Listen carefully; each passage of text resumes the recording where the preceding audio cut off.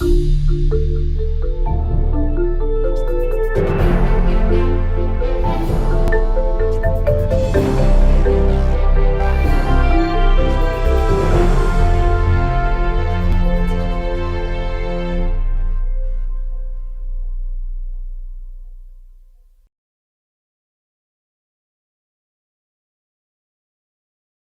evening, everyone, and welcome to Hopkins at Home.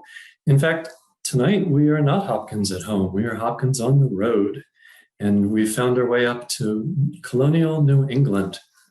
I'm David Hildebrand. I'm a musicologist. I've been teaching at the Peabody Conservatory for 27 years or something like that. And I guess this is my third class through Hopkins at Home. It's been a pleasure, a wonderful distraction and immersion into new methods of teaching here during COVID. And I've had a blast. The previous class I offered had to do with Native American and African American and European musical interactions. But tonight we'll be looking at New England. And the only way to understand colonial New England and the music of colonial New England is to compare it to the middle colonies and to the South. And technically, Hopkins is in the colonial South, below the Mason-Dixon line. So what you can look forward to in the next hour or so are some live musical examples, some recorded musical examples, plenty of good imagery, pictures of what music looked like more than 200 years ago, and pictures of musical situations and so forth. And I've never really quite parsed a theme like this together into a 1-hour program. It's been fun grabbing the materials, and I'll be speaking largely off the cuff because I've been living and breathing colonial music now for 40 years. So let's jump in and take a peek at what some of the music looked like just right on the eve of the revolution. But initially, I'd like to give you just a quick super crash course in what is early American music, colonial 18th century into the early 19th century. There's a PDF file that we'll be sending out after this program that's on your screen right now, some points concerning early American music. And I'll just dance through a couple of these major points really quickly, and I think you'll find that they're very much supported through the next hour as we look in greater detail. Of course, if we're talking about the colonial period specifically, do we include the Spanish and the French laying feet in North America in the 1500s? Not in tonight's program. We're looking at colonial British America. So pretty much we're thinking in terms of the first permanent barely successful settlement at Jamestown, Virginia in 1607. And we're also carrying our way through the close of colonial life, through the Revolutionary War, into the federal period, and really just about into the turn of the 19th century. So of course, musical styles are changing incredibly over these centuries. And you'll see some of those stylistic changes. The most important variable, though, I think even more than the change of musical style, it has to do with the regions. And that's really what we're all about now, is looking at New England as a very distinctive region, one that was settled for staunchly religious purposes, one that was rather homogeneous in population, largely English. In contrast, and we'll see on a map in a moment, to the middle colonies of Pennsylvania, New Jersey, Delaware, and so forth, there'll be a much more broad influx of Europeans from places like Sweden and Germany, as well as England. And the colonial South, of course, being very much flavored by tobacco growing and the plantation system that was only viable through the introduction of slavery, something that we're feeling repercussions of up to this very moment. So just really quickly then, once you get this handout, you'll see some musical samples. You'll see the reference to recycled material, which I will use the term parody. We'll learn that most of the music making was done on an amateur rather than professional basis. The professionalization will come pretty much more after the revolution. We'll talk a little bit about Yankee Doodle. We see a version of that here on your screen. Oh, by the way, you might have recognized this top tune here.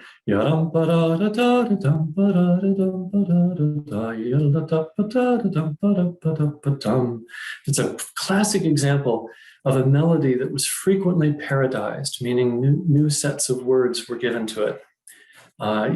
Kids these days are still waking up to, this is the way you brush your teeth, brush your teeth, brush your teeth, or lazy Mary, will you get up?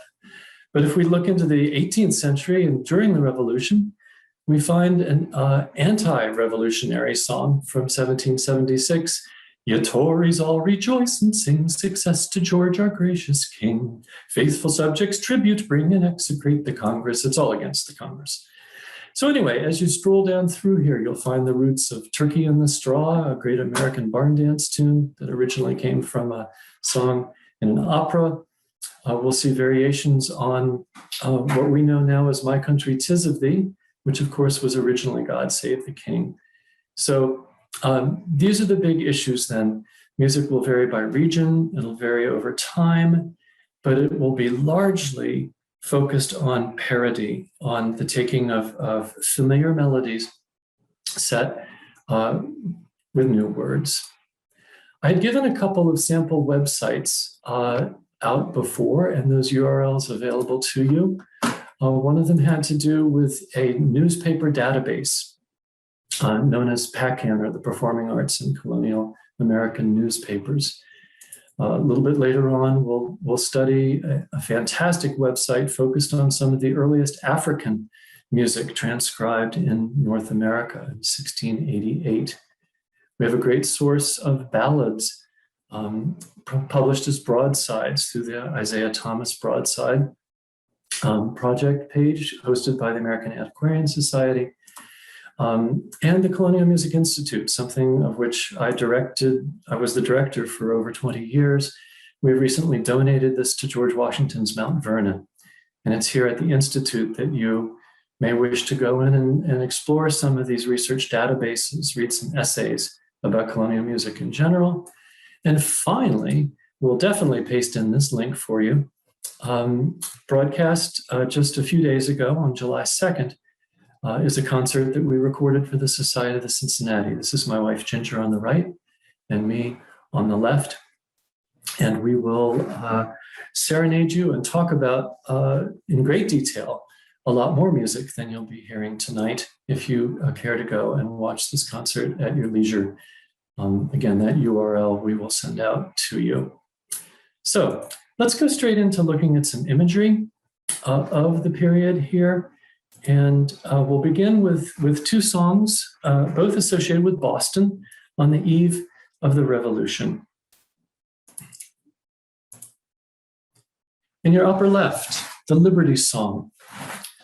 You'll notice that there's a simple melody published here in the Boston Almanac of 1769. Many people knew this tune by the chorus.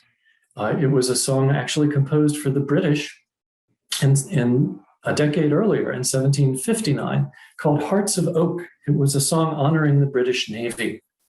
But here we are on, a few years after the taxes have been imposed and repealed, and tensions are rising in 1769. And the Pennsylvania lawyer John Dickinson decides to write a parody of this older British tune, entitling it the Liberty Song. Let me sing just a little bit of this to you because this hit the streets of Boston.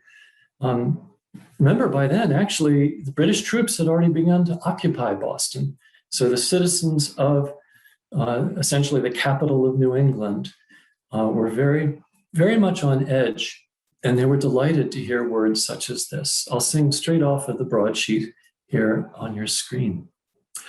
Come, join hand in hand, brave Americans all, and rouse your bold hearts at fair liberty's call. No tyrannous act shall suppress your just claim, or stain with dishonor America's name. In freedom we're born, and in freedom we'll live. Our purses are ready, steady, friends, steady. Not as slaves, but as free men, our money we'll give.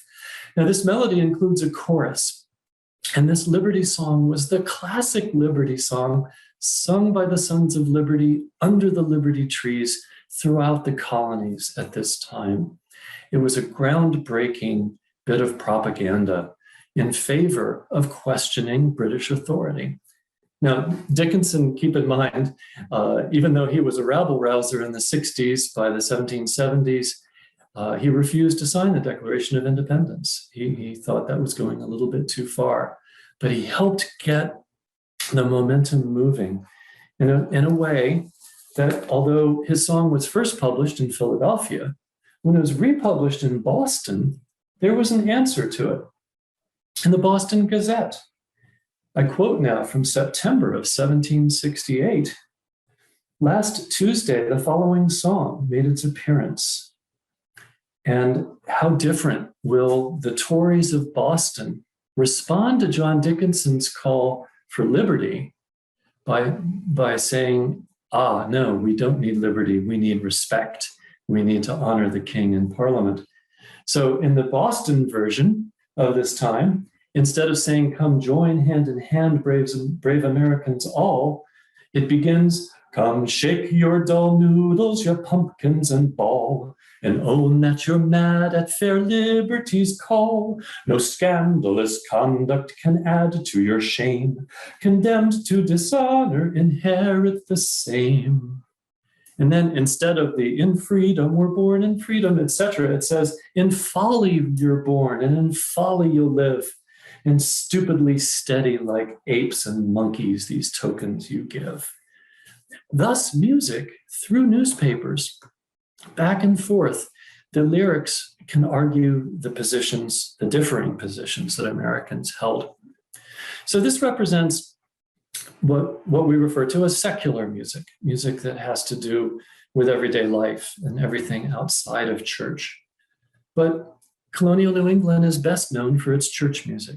And so here we see on the right-hand side of this image of a bunch of men gathered in Boston singing a song praising God, a song published in 1770 by the very significant Boston composer William Billings.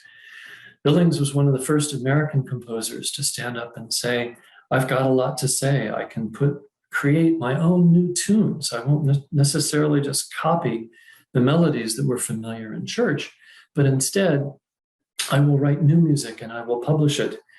And indeed, on this frontispiece of his New England Psalm Singer of 1770, we have engraved by none other than Paul Revere an image of these men not in a church, but gathered around singing a song praising God.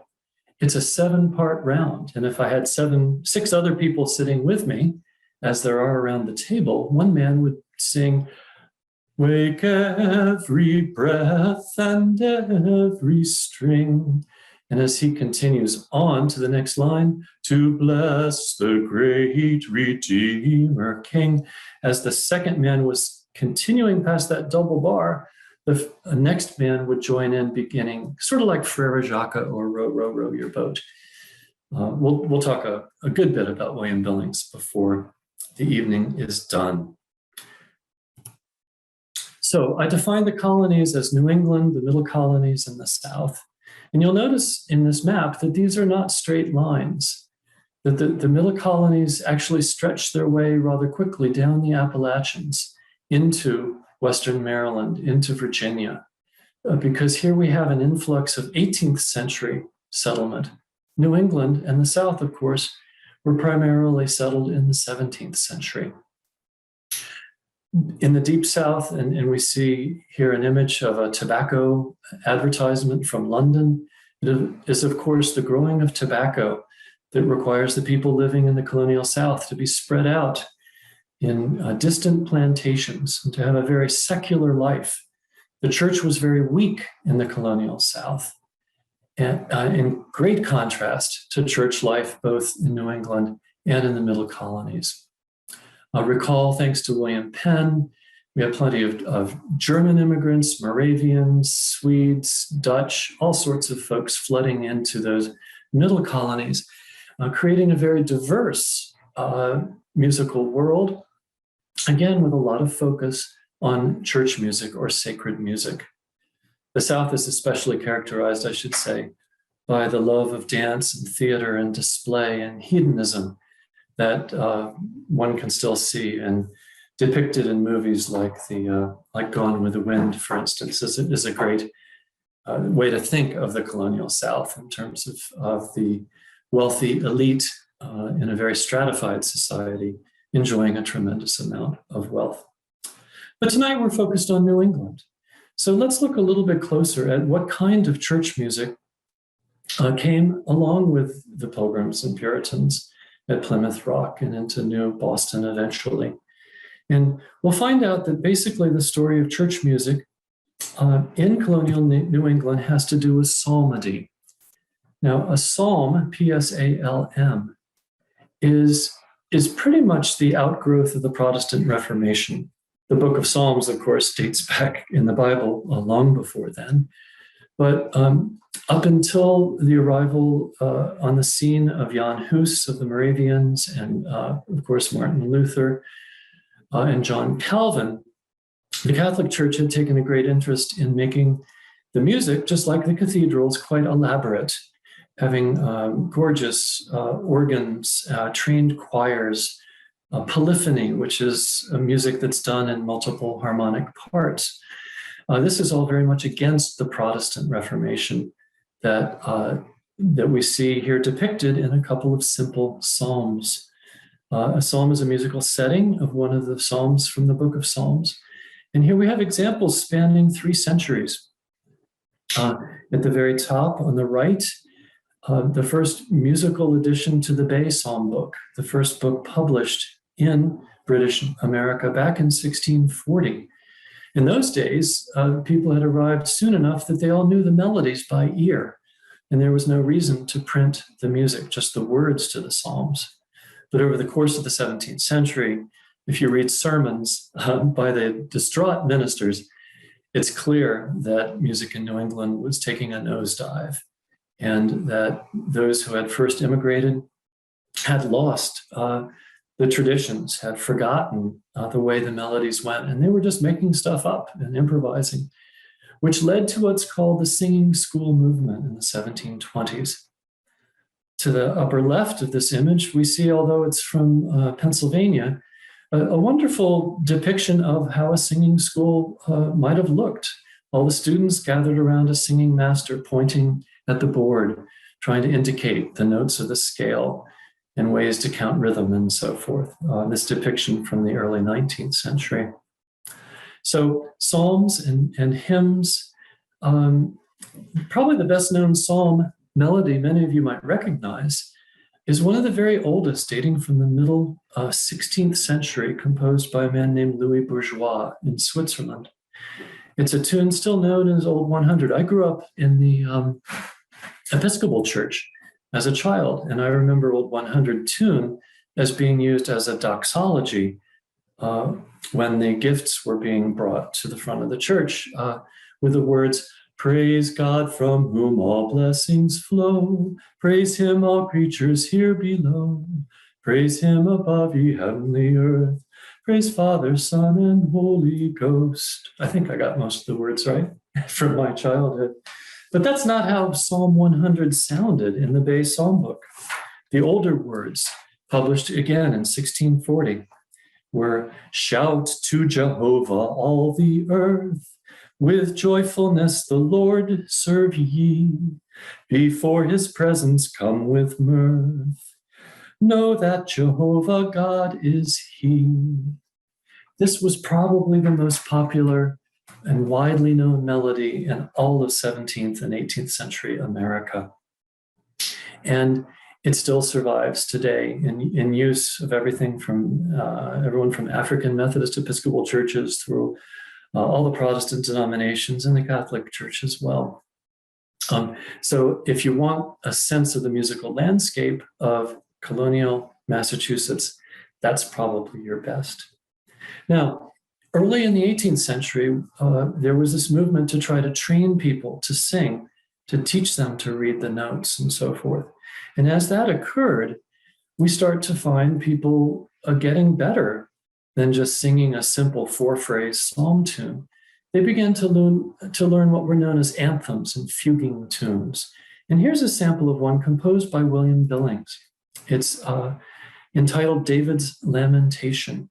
And quite often Billings, rather tongue-in-cheek, would take stories of the Bible and recast them into his local geography. So you'll hear references in some of his songs, not just to Boston, but to some of the neighborhoods in the Boston area and to people in the Boston area. Let's hear a little clip now of a more sophisticated music arising later in the 18th century as more and more people learned how to read music and trained in these singing schools such that the choirs were being formed and showing off. Here's a little bit of David's Lamentation.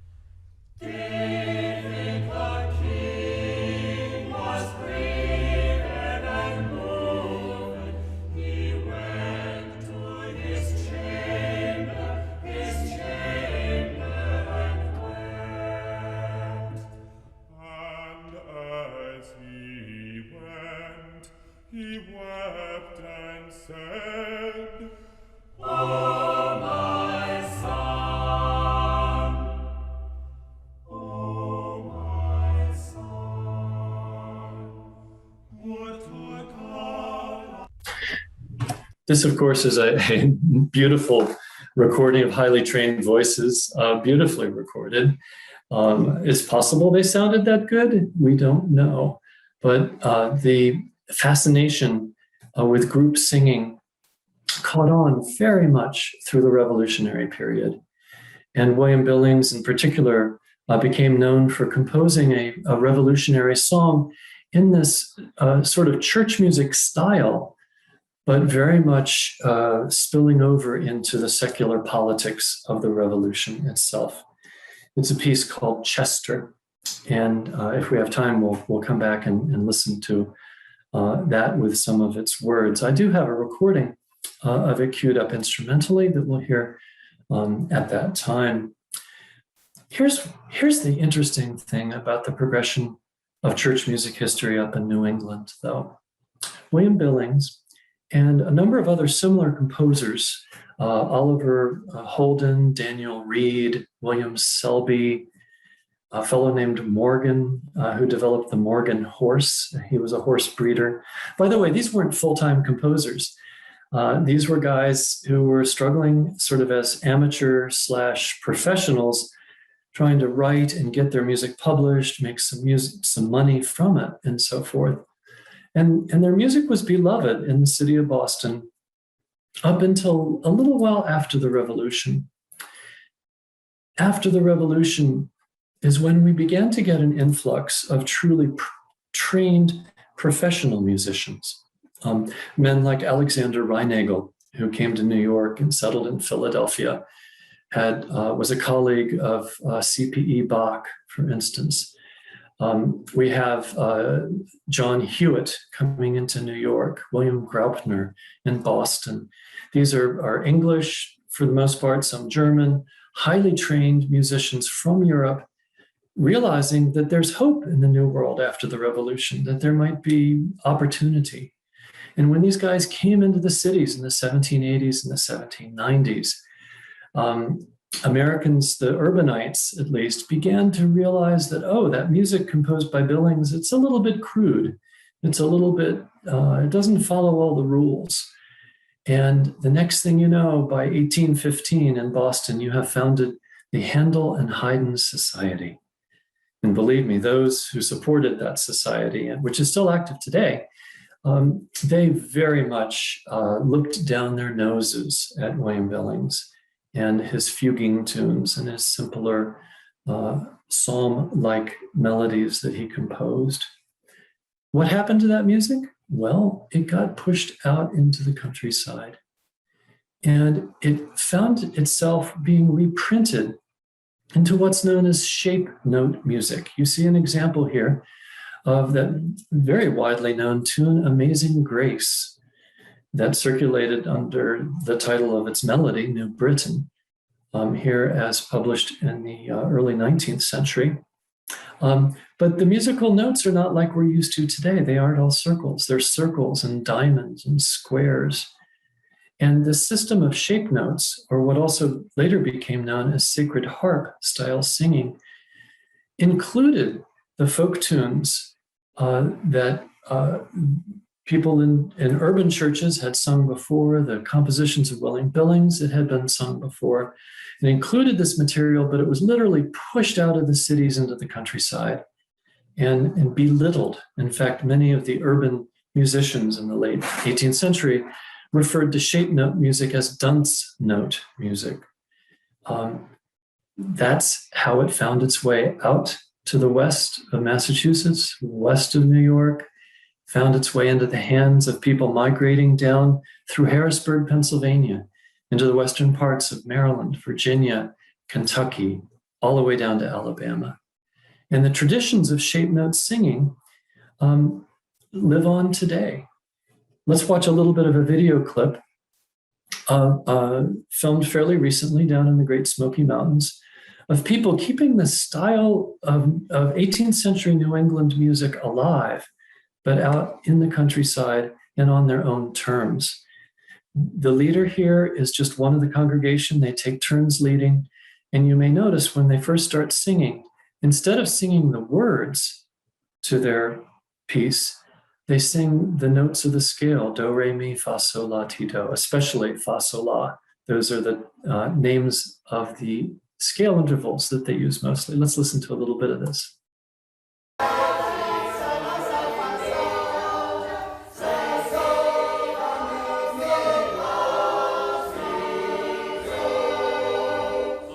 They came to this area with the circuit riding preachers or traveling preachers or ministers that came through.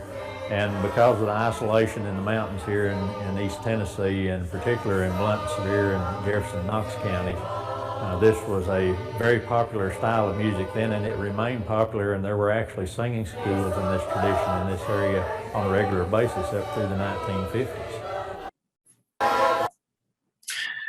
Here's a slightly more learned rendition of what's called a fuguing tune. Now, although the composer is not credited in the sheet music here that's published, you see it's in 4 different parts. It's to a very famous text, "While shepherds watch their flocks by night."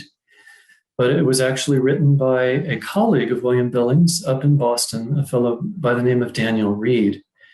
And here we see sort of the opposite interpretation of the music surviving from colonial Massachusetts, here being done on a concert stage by highly trained singers. While shepherds watch their flocks by night, all seated on the ground, the angel of the Lord,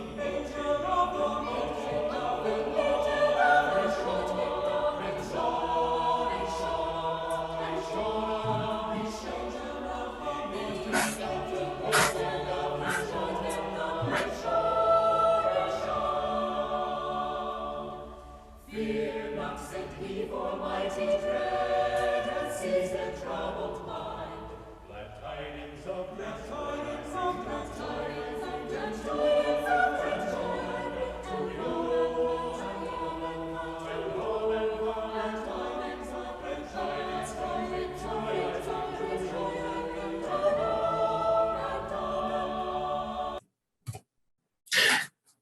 I'm sure you noticed that the joy of singing a fuguing tune is that it gives each of the voice parts, the 4 parts that we refer to today as soprano, alto, tenor, and bass, it gives each of the subgroupings within the choir a chance to shine on their own, to enter in this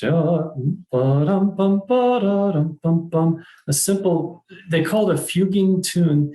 It's not like a formal fugue as composed by J.S. Bach, but it has that idea of what's called a stretto entrance, and that is that a recognizable theme is brought in one after the other by the different voice parts. People loved this. The singing schools were hugely popular, especially out in the countryside. In the cities, though, they became much more formalized. You may know the name Lowell Mason. Lowell Mason became the president of the Handel and Haydn Society well into the 19th century. And Mason learned how to publish a very different and more formal type of music, not just by Handel and Haydn, but by Beethoven and other more formal classical composers, and encouraged the people in the city of Boston to learn how to sing their own particular favorites together. And this happened actually throughout the East Coast. There was a Handel Society in Baltimore. Johns Hopkins University is glad to know we had our own Handel Society down here. So that's just a really quick, super run through of the progression of sacred music brought into colonial New England in the hearts and minds of those first settlers in 1620, being adapted and improved through the singing school movement, reaching a pinnacle of this what's called first New England school style of composition under Billings and Daniel Reed and others, then being kicked out into the countryside as lesser quality music, as those in the cities looked more upward towards Beethoven and Handel and Haydn. That's pretty much the progression that we see up there. And it's barely part of the story of the Middle Colonies or of the colonial South. This next slide gives you a much better sense as to where people down in Hopkins territory were putting their focus. The Carroll family, of course, Mount Clair and the multiple mansions constructed by Carrolls, actually even on the Homewood campus of Johns Hopkins, Carrolls were exceedingly wealthy. And we see the harpsichord commissioned by the signer, Charles Carroll of Carrollton, almost identical to one commissioned by George Washington about this time after the Revolution during the constitutional period. These harpsichords were sort of the last gasp of that style of instrument because piano making had already gone back decades before then and was gradually being improved to the point that by the early 19th century, pianos would pretty much supplant the harpsichords. In the upper classes, and this was true especially up in New England as well as down in the South, in the upper classes, there was a strong sense of gender association with music. Young women were to play keyboard instruments like the harpsichord, later the piano, or the French harp. After the French saved us in the American Revolution, the harp became very popular. And here we see, you may know Hampton Plantation, just north of Baltimore, this lovely depiction of Eliza Ridgely by Thomas Sully. At the bottom of your screen, you see Francis Scott Key's future in-laws, the Edward Lloyd family. In this case, Mrs. Lloyd playing an English guitar. I have a reproduction of an English guitar if you care to take a bit of a closer look at it. It's very different from the Spanish-style guitar that evolved into the modern guitar today. It's strung in open tuning, C-E-G, C-E-G, to make it easier for the ladies to play.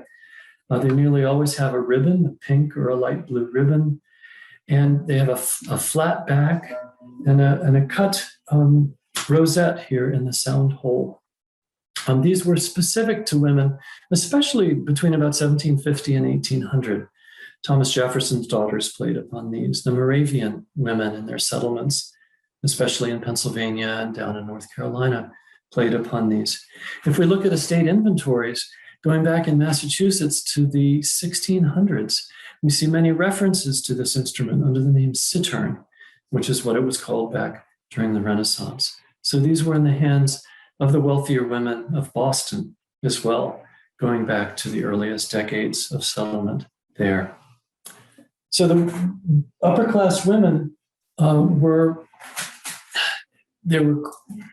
very complicated expectations of the genders back then, and especially an upper class woman would not do a concert in public, would not play in public, but would do music in the privacy of a home for family or visiting friends. The men, of course, got away with doing just about anything else that they wanted. In fact, one of the first references to a hammered dulcimer, which is the instrument being played by the fellow seated here in the foreground. Notice he's got little sticks in his hands, and there's a trapezoid-shaped instrument. There's actually a dulcimer that my wife plays. You may be able to see the corner of it over my shoulder here in our studio. But there's a reference in the diary of Judge Samuel Sewall, just before 1720 in Boston, where he describes hearing and seeing the dulcimer being played. More common instruments played by men would be violins or fiddles. There are two oboes depicted here. And I think the most important instrument is the one depicted in the upper left-hand corner. That's the bowl of hot rum punch. It's no fun hanging around playing music unless you don't have something to drink. So let's continue down this secular pathway of what kind of music was going on in New England here at the time of the Revolution. This brings us back to this whole question of parody, of taking a pre-existing tune and writing new words to it.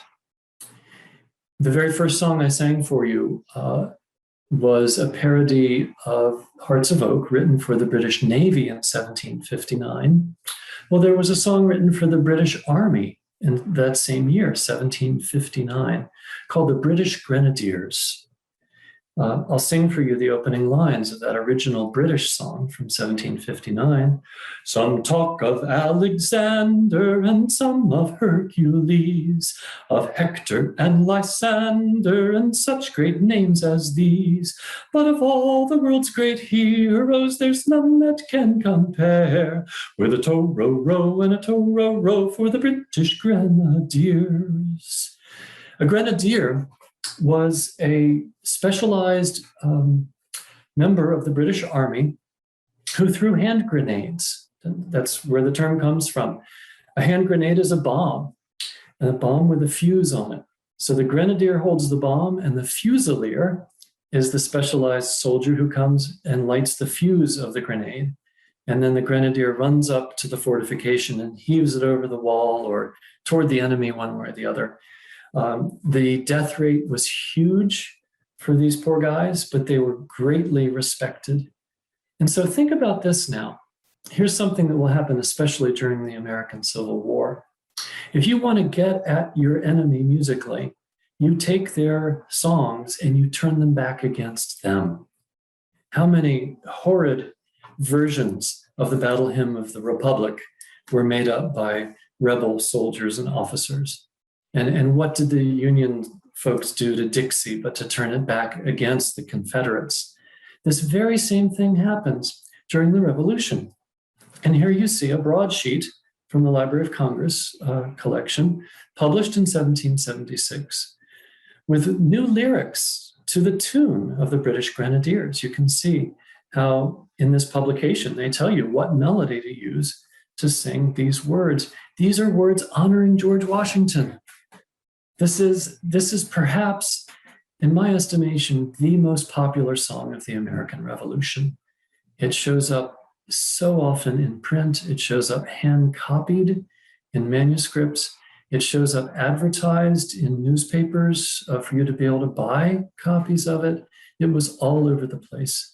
It circulated both under the title War and Washington or General Washington. I'll sing a verse or two, and you can get a sense of this upper-class poet who was born in Boston, Jonathan Mitchell Sewell, as he's taking this British tune and turning it back against the enemy of the Americans. It begins, vain Britons boast no longer with proud indignity. By land your conquering legions, your matchless strength at sea. Since we, your sons, brave heroes, our swords have girded on. Huzzah, huzzah, huzzah, huzzah for war and Washington. It's got great verses. In fact, this stayed in print through the War of 1812. Americans loved this song. My favorite verse is the fourth one down. Mysterious, unexampled, incomprehensible, the blundering schemes of Britain, their folly, pride, and zeal. Like light and empty grow and clear. Oh, this is a different version than I'm used to singing. I'm sorry. Oh, that's funny. Growl and cheer, no allies have you shown, and ye shall share an ass's fate and drudge for Washington. Sorry, this happens when you pull up sets of lyrics. I had to get a copyright-free one from the Library of Congress, and it's a different version. Anyway, this is a great example of the secular music that was resonating through New England. In fact, even in the War of 1812, not only did this version stay in print, celebrating Washington, but there were new versions describing the heroes of 1812, naming the battles of this new war and looking back for Washington's praise upon America's second war for independence. I just think it's fantastic the way music can talk across the centuries. In fact, even in this very song, there's a reference to General James Wolfe. Now, James Wolfe died at the Battle of Quebec in 1759, when all Americans considered themselves British subjects. And Wolfe became an American hero, not necessarily a British or a rebel hero, but he's referenced in this song, looking down at brave Washington and giving his approval upon Washington's behaviors. Well, there's no more parodied melody anywhere in America than Yankee Doodle. And although if you go to untrustworthy places like Wikipedia, you'll find claims that Yankee Doodle was written by a British officer in the French and Indian Wars. That's not true at all. There is no proof of that. The very earliest evidence of Yankee Doodle comes from the mid-1760s, when the melody begins to show up, copied out in manuscripts, and when sets of words, varied sets of words, begin to appear. On the left, one of the broadsheets, most likely dated to 1775, references the whole sort of boasting and teasing atmosphere of the song Yankee Doodle, because it makes fun of the farm boys who weren't trained as soldiers. And Americans would come to use Yankee Doodle as a way to get back at the British, to write songs about the surrender of Cornwallis down at Yorktown, for instance, a fantastic parody of Yankee Doodle. First verse of the one on the left, Father and I went down to camp along with Captain Gooding. There we saw the men and boys as thick as hasty pudding. Yankee Doodle, keep it up, Yankee Doodle dandy. Everyone knows how the rest of that goes. But I had a colleague who used to work at Sturbridge Village up there in Massachusetts. And by the time he passed away, his collection of Yankee Doodle parodies was over 200. And there are more to be found. So without doubt, even if you didn't watch Roger Ramjet, the cartoon back in the 1960s when I was a kid, using the Yankee Doodle melody, there's still at least 200 other versions of that. Now, before we go, the hour is passing so quickly, and I'm trying to squeeze in as much as I can, but it's essential to mention that slavery was not confined to, not confined to the colonial South. Here we see evidence from our colonial newspaper database at the Colonial Music Institute, describing a runaway in Hartford, Connecticut, a Negro man by the name of Boston, gives his height and what he was wearing, and says, he plays well upon the fiddle. Whoever takes up said Negro and returns him to me shall have $10 reward. Now, as horrible as slavery was, it is a part of American music history. And by looking at the primary sources, especially these runaway ads in newspapers, but also looking at images such as the one in the upper left-hand side from the 1780s, by looking at some of the printed music shipped back to Europe as early as the 1780s, we find that an African influence upon especially dance music, the dance form of the jig, was well represented. We find that American music is being flavored by that from Africa well before the middle of the 18th century, well before the first publications of the slave songs of the United States after the Civil War, well before the rise of minstrelsy in the mid-19th century. It's a fascinating topic, and it's not something reserved to the colonial South. There was plenty of music being made on banjos, on homemade drums, on borrowed or stolen fiddles, and so forth, up in Massachusetts. Now, my last image, perhaps, depends on the timing, leads us to two songs from Boston in 1798. You may notice the title, The Anacreontic Song. What in the world is anacreontic? Well, I'll tell you super briefly, and then we'll take some questions. And then hopefully a few minutes will allow me to sing some parodies of this anacreontic song. I'll give you a hint. It was written by Gentlemen's Club about the same year Francis Scott Key was born. And the melody goes like this. To Anacreon in heaven, where he sat in full glee, a few sons of harmony sent a petition that he their inspirer and patron would be, when this answer arrived from that jolly old Grecian. Voice, fiddle, and flute no longer be mute. I'll lend you my name and inspire you to boot. And besides, I'll instruct you like me to entwine the myrtle of Venus with Bacchus's vine. And then you'll notice on the second page, those last two lines repeated as a four-part chorus. That's how our original national anthem was designed to be sung. So let's have a few questions. And if the time allows, I'll sing you a couple sample verses of these Boston parodies written respectively for John Adams and for George Washington. Have we any questions?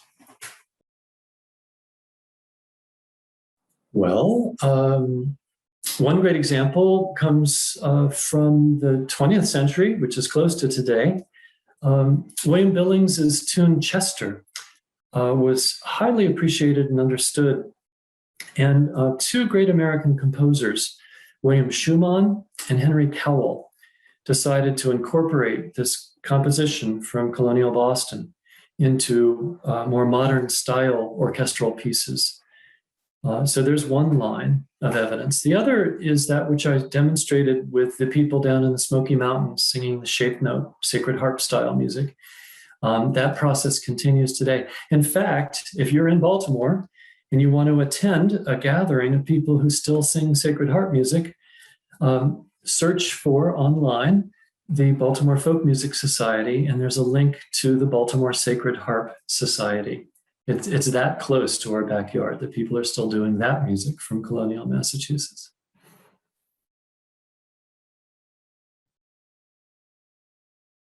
Wow, okay, contrast. The most important thing, there was no other place on the planet where the European music, especially the dance music. I had ran out of time to talk about dance very much, but people in Boston did dance, just mostly in private, not so much in public. But mostly European dance music. There's no other place on the planet where that European dance music was picked up by people of color and interpreted on banjos and fiddles and given the syncopated rhythms, the call and response structures, the blue note scale, the participatory nature, all of these Africanisms that without which we'd never get ragtime and George Gershwin and Ain't Nothing But a Hound Dog, Elvis Presley, and all that kind of stuff would never have happened. And it didn't happen anywhere else in the world. except in North America, because of the bringing together of these two very differing musical cultures. So that for sure is the main contrast of American music as opposed to that around the world. Beyond that, it would become tangential. I would rather take a fresh question with if you have another. Extremely. I've asserted, without a ton of documentation, but a lot of gut feeling, that the level of music literacy in colonial New England might have been just about the highest anywhere. Because common people were attending these singing schools. They were buying these little music instruction books published by Billings and others. They were meeting in the singing schools, practicing. They loved it. They were singing in church. And did you notice in the video of the people down in the Smoky Mountains doing that sacred harp music, descendant from this, they all had their own music books. And these books, like the Sacred Harp is the name of one of the most famous ones, or the Kentucky Harmony is the name of another. Because of the ease of reading the shape notation, which is hard for trained musicians. I stumble on it because I'm used to reading normal musical notation. But for those who never were taught normal musical notation, to learn the relationships of the notes by their shapes as to whether it's a whole step, or a half step in interval from one thing from the other. Once you learn how to do that, you become a vacuum for music.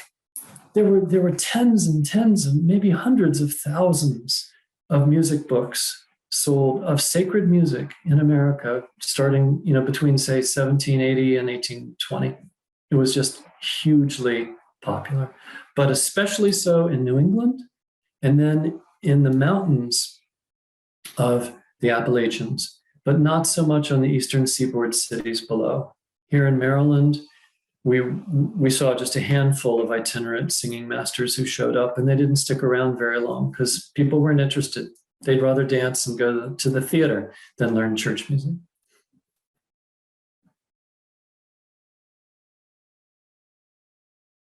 Excellent question.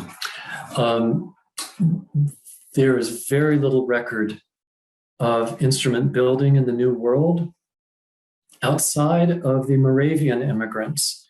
Now, the Moravians, this is a group of sort of outcast extreme Protestants who date back to the year 1415. This is 100 years before Martin Luther. The leader of the Moravians, or the Unitas Fratrum, the leader was burnt at the stake as a heretic because he disagreed with the Catholic Church. And the Moravians were persecuted. Luckily, they found protection in the modern Czech Republic, especially around the towns of Pilsen and other cities there. Anyway, the Moravians sent missionaries to Africa, to other parts of Europe, and to the New World, first down in Georgia in 1735. And they didn't stay in Georgia very long. They worked their way up to Pennsylvania, later back to North Carolina. But these Moravians had tremendous musical abilities, and they were in direct line with the traditions of Haydn and Mozart and so forth, much more sophisticated music than was being played in 18th century America. And among the Moravians is the first American organ builder. David Tannenberg was his name. There's a Tannenberg organ still in Baltimore, by the way. Tannenberg was very prolific. The first violin we know made in America was also by a Moravian, a fellow named John Antes in the 1760s. And instrument building, except for the crude construction of banjos and fifes and flute-like instruments, the more formal world of instrument making really is something more of that post-revolution influx of professional musicians from Europe. But you should know that Baltimore, by 1815, Baltimore was at the forefront of building pianos. Thank you all those German immigrants who came in and brought their cabinet-making skills. And thanks to them, we ended up with two of the greatest piano factories before the Civil War in Baltimore. The Stieff and Knabe piano factories flourished up to that time and really put America on the map as a place of piano manufacturing.